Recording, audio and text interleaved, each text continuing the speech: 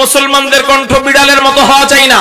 মুসলমানদের কণ্ঠ হতে হবে মুহাম্মদ বিন কাসেমের মতো, মুসলমানদের কণ্ঠ থাকতে হবে তারেক বিন জিয়াদের মতো, মুসলমানদের কণ্ঠ থাকতে হবে সুলতান সালাহ উদ্দিন আইয়ুবীর মতো, মুসলমানদের কণ্ঠ থাকতে হবে আল্লামা হাফেজ জুনায়েদ বাবুনগরীর মতো, মুসলমানদের কণ্ঠ থাকতে হবে আল্লামা শাহ আহমদ শফীর মতো। প্রত্যেকটা মুসলমানদের কণ্ঠ থাকতে হবে বাংলার সিংহ পুরুষ আল্লামা মামুনুল হকের মতো। ঠিক না বেঠে? আজকে যদি মুসলমানদের কণ্ঠের আওয়াজ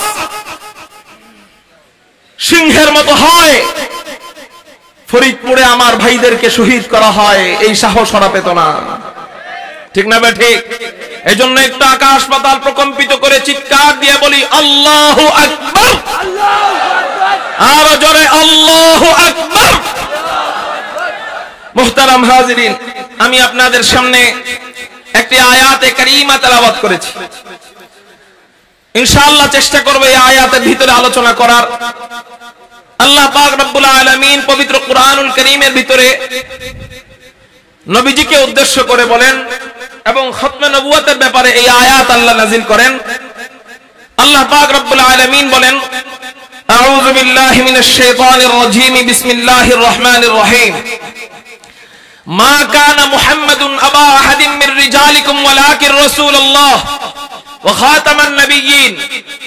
আল্লাহ পাক রব্বুল আলামিন বলেন, মা কানা মুহাম্মাদুন আবা আহাদিম মির রিজালিকুম। মুহাম্মদ সাল্লাল্লাহু আলাইহি ওয়াসাল্লাম বলেন, মুহাম্মদ কোন, আল্লাহ বলতেছেন এভাবে, মুহাম্মদ কোন বালেগ পুরুষের পিতা নয়। এরপর আল্লাহ বলতেছেন তাহলে মুহাম্মদ কি? ওয়ালাকিন রাসূলুল্লাহ, সে আল্লাহ পাকের রাসূল। ও খাতামান নবিয়্যিন, এবং তিনি নবীদের মধ্যে সর্বশেষ নবী। তারপরে আর কোন নতুন নবী আসবে না, এই কথার আর কোন ব্যাখ্যা খোঁজা যাবে না।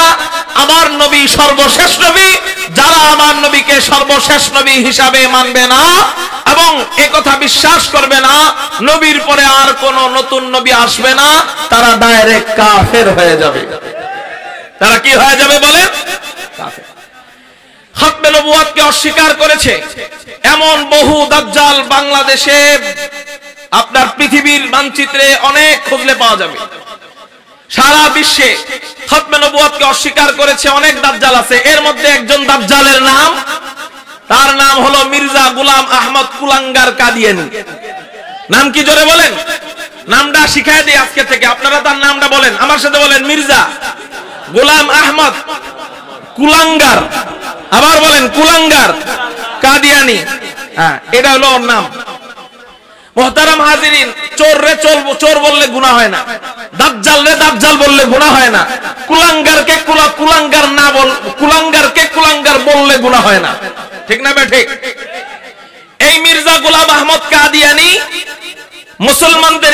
মুসলমানদের ঈমানকে হরণ করার জন্য নবী দাবি করে বসলো। মুহতারাম হাজিরিন, এই গোলাম আহমদ কাদিয়ানী কিভাবে আসলো, তার জন্ম কোথা থেকে হলো, তাকে ইন্ধন দাতা কারা, একটু সংক্ষিপ্তভাবে ইতিহাস থেকে আমরা জেনে আসবো। বলেন ইনশাআল্লাহ।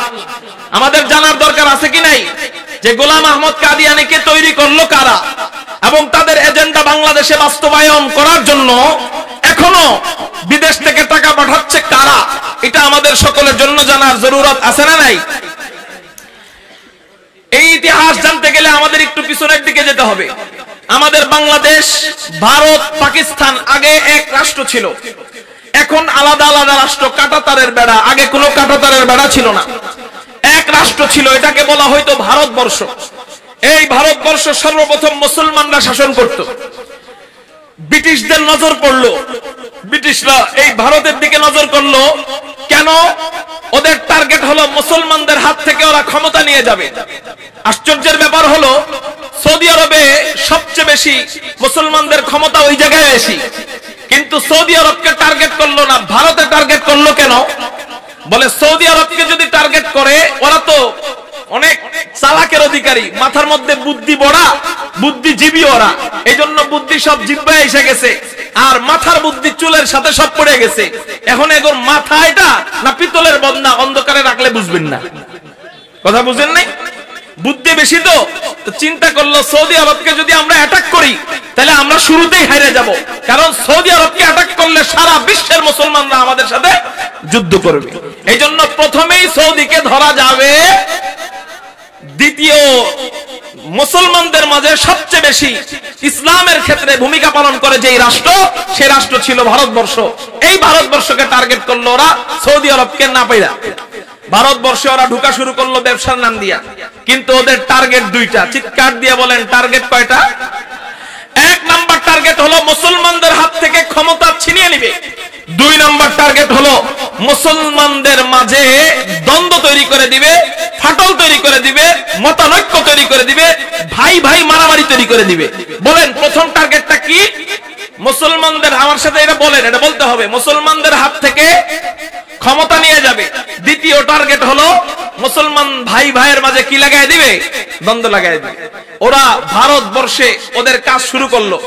এক পর্যায়ে ওরা ওদের কাজ যখন সাকসেসফুল হয়ে গেল, মুসলমানদের হাত থেকে ক্ষমতা নিয়ে গেল, ওদের বিরুদ্ধে কেউ কথা বলবে এই দুঃসাহস পায় না। ওদের বিরুদ্ধে কেউ চোখ দিয়ে তাকায়, চোখ উপড়ে ফেলা হয়, কলম ধরে ওদের বিরুদ্ধে হাত ভেঙে ফেলা হয়, পা দিয়ে আন্দোলন করতে যায়, পা ভেঙে ফেলা হয়। এবং ওদের বিরুদ্ধে কোন মুসলমান তো দূরে থাক, হিন্দু, খ্রিস্টান, ইহুদিরা কথা বলবে তো জিভ টেনে ছেড়ে ফেলা হয়। যে নাকি ওদের বিরুদ্ধে কথা বলে, ব্রিটিশদের বিরুদ্ধে কেউ কথা বললে আপন মায়ের সামনে সন্তানকে উলঙ্গ করে পিটানো হইতো, সন্তানের সামনে মাকে উলঙ্গ করে ধর্ষণ করা হতো, বাবার সামনে মেয়েকে উলঙ্গ করে ধর্ষণ করা হতো। ওই সময় অনেকে জীবিত ছিল, হিন্দুদের দাদারা, হিন্দুদের বাবারা অনেকে জীবিত ছিল, কিন্তু ওদের বিরুদ্ধে তখন কথা বলার দুঃসাহস কেউ পায় নাই। ইহুদিদের দাদারা জীবিত ছিল, কেউ কথা বলার দুঃসাহস পায় নাই। খ্রিস্টানদের দাদারা জীবিত ছিল, কেউ ওদের বিরুদ্ধে কথা বলার দুঃসাহস পায় নাই। কে কলম ধরবে? হাত তো ভেঙে ফেলবে। কে কথা বলবে? জিভ তো ছিঁড়ে ফেলবে। কে ওদের দিকে লাল চোখ দিয়ে তাকাবে? চোখ তো উপড়ে ফেলবে। কে ওদের বিরুদ্ধে আন্দোলন করবে? পা তো ভেঙে ফেলবে। এই মুহূর্তে যখন কেউ ব্রিটিশদের বিরুদ্ধে কথা বলার দুঃসাহস পায় না এবং পুরা ভারতবর্ষকে পরাধীনতার শৃঙ্খলে আবদ্ধ করে ফেলো এই ব্রিটিশরা, তখন এই মুহূর্তে আল্লাহ একজন ফকিরের মুখ খুলে দিলেন। এই ফকির কে? কোন দলের অনুসারী সে? ইন্নামাল উলামা ওয়ারাসাতুল আম্বিয়া ইন্নামা ইয়াখশাল্লাহ মিন ইবাদিহিল উলামা। উলামায়ে কেরাম আল্লাহ ছাড়া আর কাউকে ভয় পায় না। আলহামদুলিল্লাহ, উলামায়ে দেওবন্দের থেকে আমাদের উলামায়ে দেওবন্দের গুরু, আমাদের উলামায়ে দেওবন্দের মূল যারা, ওনাদের থেকে একজন শাহ আব্দুল আজিজ মুহাদ্দিসে দেহলভী রাহমাতুল্লাহ আলাইহি ব্রিটিশদের বিরুদ্ধে সর্বপ্রথম ফতোয়া দিলেন যে এই মুহূর্তে ভারতের মুসলমানদেরকে হেফাজত করবার জন্য শুধু মুসলমান নয়, দল মত নির্বিশেষে ভারতের প্রতিটা ইঞ্চি ইঞ্চি মাটিকে হেফাজত করবার জন্য, ভারতের প্রত্যেকটা মানুষকে হেফাজত করবার জন্য এই মুহূর্তে ইংরেজদের সাথে জিহাদ করা ফরজ। এই ফতোয়া সর্বপ্রথম কে দেয়? কোন হিন্দু দেয় না, কোন ইহুদি দেয় না, কোন নাস্তিক দেয় না, কোন খ্রিস্টান দেয় না। এই ফতোয়া সর্বপ্রথম দেয় আমরা যাদের উত্তরসূরি, আমাদের বাবারা, উলামায়ে দেওবন্দের সন্তান শাহ আব্দুল আজিজ মুহাদ্দিসে দেহলভী রাহমাতুল্লাহ আলাইহি। উলামায়ে দেওবন্দ আমাগুলোকে কি করছে? এরা তো খালি পারে কালেকশন করতে, তাই না? উলামায়ে দেওবন্দের অবদান না থাকলে রাগ করবা না, ও আওয়ামী লীগ তোমারও কেউ 2 টাকার দাম দিত না, ও বিএনপি তোমারও কেউ চিনত না, ও এরশাদ তোমার নাম কেউ জানতোই না। ঠিক না বে ঠিক? উলামায়ে দেওবন্দ কি করলো? শাহ